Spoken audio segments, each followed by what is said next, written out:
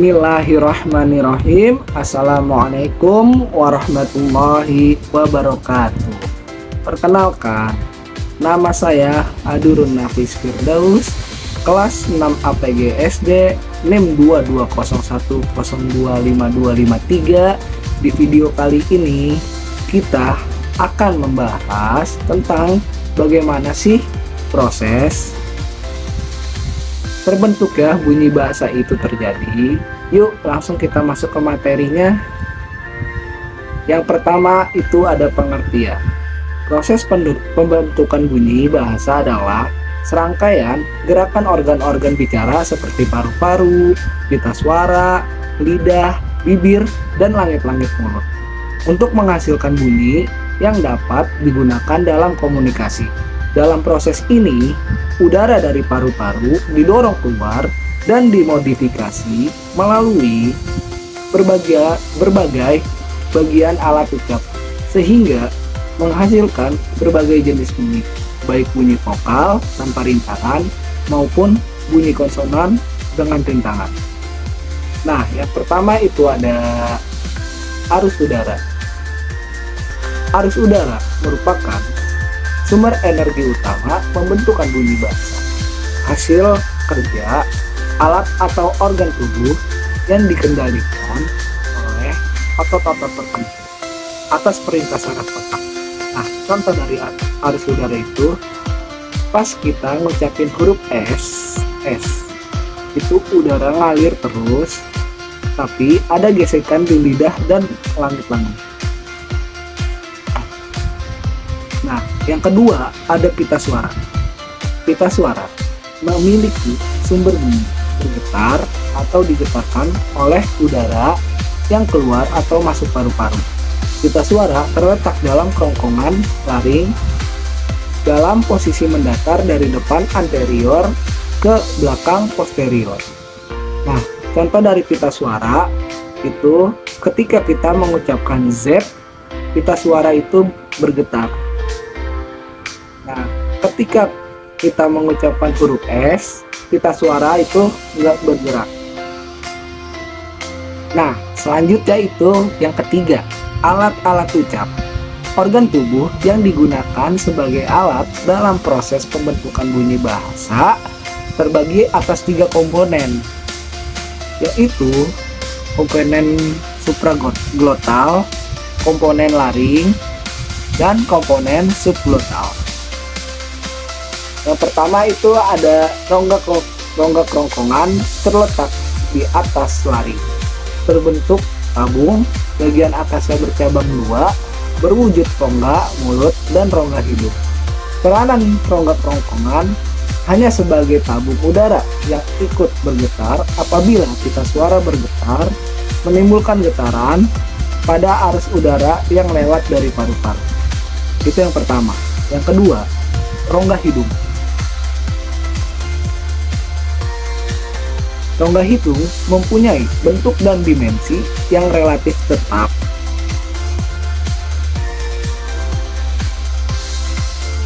Rongga hidung berfungsi sebagai tabung resonansi ketika arus udara dari paru-paru mengalami getaran ketika melalui pita suara dan menggetarkan udara yang ada dalam rongga kerongkongan, rongga mulut, dan rongga hidung.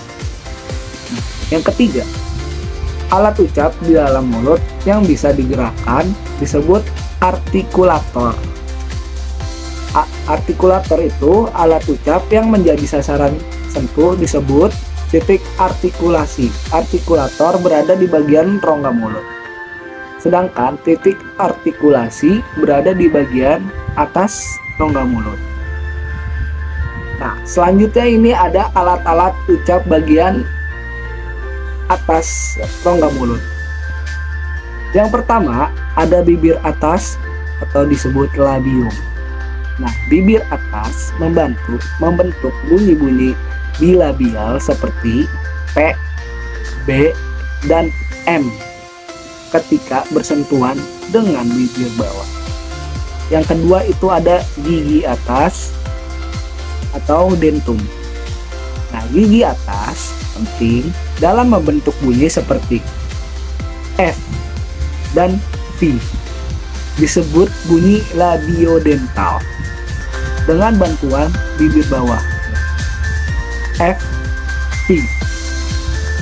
Yang ketiga, ada pangkal gigi atas atau alveolum. Daerah tepat di belakang gigi atas ini adalah tempat artikulasi untuk bunyi alveolar seperti P, D, N, dan L. Yang keempat, itu ada langit-langit keras atau palatum. Bagian keras di langit-langit mulut yang digunakan dalam pembentukan bunyi palatal seperti S, Y dalam syukur, dan seperti Y dalam nia. Yang kelima, langit-langit lunak atau velum. Nah, bagian belakang langit-langit yang dapat naik atau turun untuk membuka atau menutup saluran ke rongga hidung, membentuk bunyi velar seperti K, G, dan N, seperti eng dan singa. Nah, tadi kan itu alat-alat ucap bagian atas rongga mulut. Nah, sekarang alat-alat ucap bagian bawah rongga mulut, yaitu ada bibir bawah atau labium, berperan dalam pembentukan bunyi bilabial dan labiodental seperti P, B, F, dan V. Yang kedua, gigi bawah atau dentum, bekerja sama dengan lidah untuk menghasilkan bunyi interdental dalam beberapa bahasa walau tidak umum dalam bahasa Indonesia. Yang ketiga itu ada ujung lidah atau apex. Yang ketiga, ujung lidah atau apex, bagian paling fleksibel dari lidah yang menyentuh alveolum atau gigi untuk menghasilkan bunyi T, D, N, L, dan R. Yang keempat itu tengah lidah atau laminum, bagian tengah lidah yang menyentuh langit-langit keras untuk membentuk bunyi laminal, contohnya seperti bunyi palatal dalam F. Yang kelima ada belakang lidah atau dorsum, digunakan dalam produksi bunyi velar. Bagian ini menyentuh langit-langit lunak.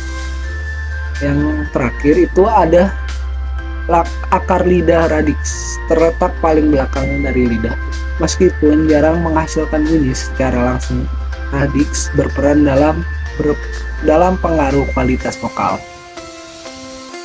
Oke, baik. Selanjutnya, skema artikulasi dalam mulut.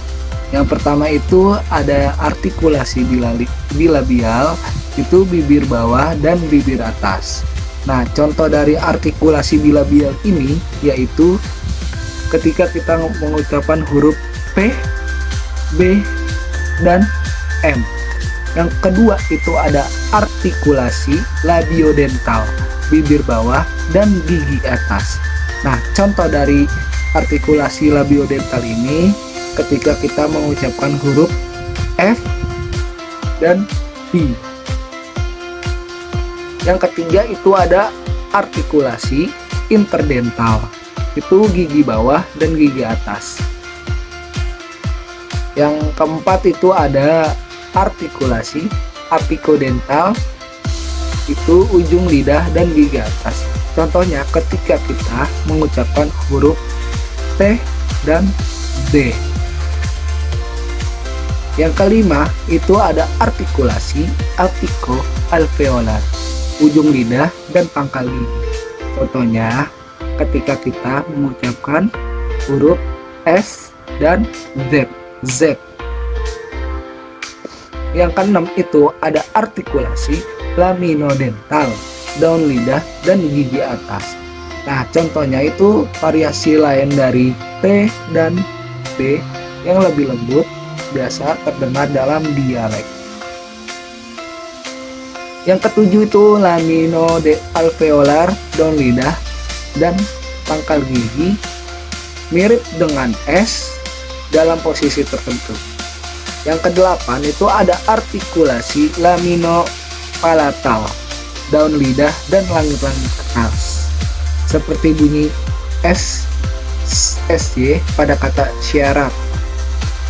Yang kesembilan ada artikulasi dorsopalatal, pangkal lidah dan langit-langit keras, contohnya seperti kata nyanyi, nyanyi, nyanyi. Yang ke-10 ada artikulasi dorsovelar, pangkal lidah dan langit-langit lunak. Ini contohnya seperti kita mengucapkan huruf K, G, dan N. Yang ke-11 itu ada artikulasi dorso-ukuler, pangkal lidah dan anak tekak. Yang ke-12 itu ada artikulasi oral, penutupan kerongga hidung oleh anak tekak. Nah, ini contohnya hampir semua bunyi non-nasal seperti P, T, dan K. Yang ke-13 itu ada artikulasi radikofaringal, akar lidah dan dinding tenggorokan. Nah, selanjutnya di sini ada tabel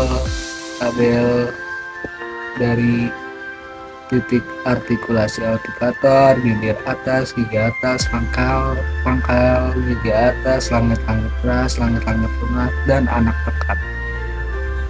Nah, selanjutnya ada komponen lari. Lari atau pangkal tenggorokan adalah salah satu organ pada bagian leher yang melindungi trakea dan terlibat dalam proses produksi bunyi. Nah, di sini tuh ada gambar komponen lari, itu ada pita suara, pangkal tenggorokan, sama trakea.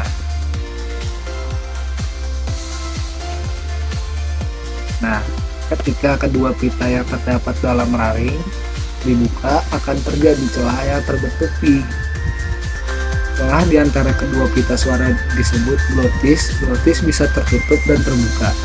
Glotis terbuka digunakan untuk membentuk bunyi-bunyi tidak bersuara, sedangkan glotis tertutup digunakan untuk membentuk bunyi-bunyi bersuara. Nah, contoh glotis terbuka itu H, huruf H. Nah, contoh glotis tertutup itu huruf G. Nah, oke. Itu tadi pembahasan tentang proses bunyi bahasa. Semoga teman-teman jadi makin mengerti gimana tubuh kita kerja setiap kali kita ngomong atau berbicara. Ternyata berbicara itu bukan cuma asal keluarin suara, tapi melibatkan banyak banget organ tubuh. Terima kasih sudah menyimak. Sekian dari saya, Adul Nafis Firdaus. Wassalamualaikum warahmatullahi wabarakatuh.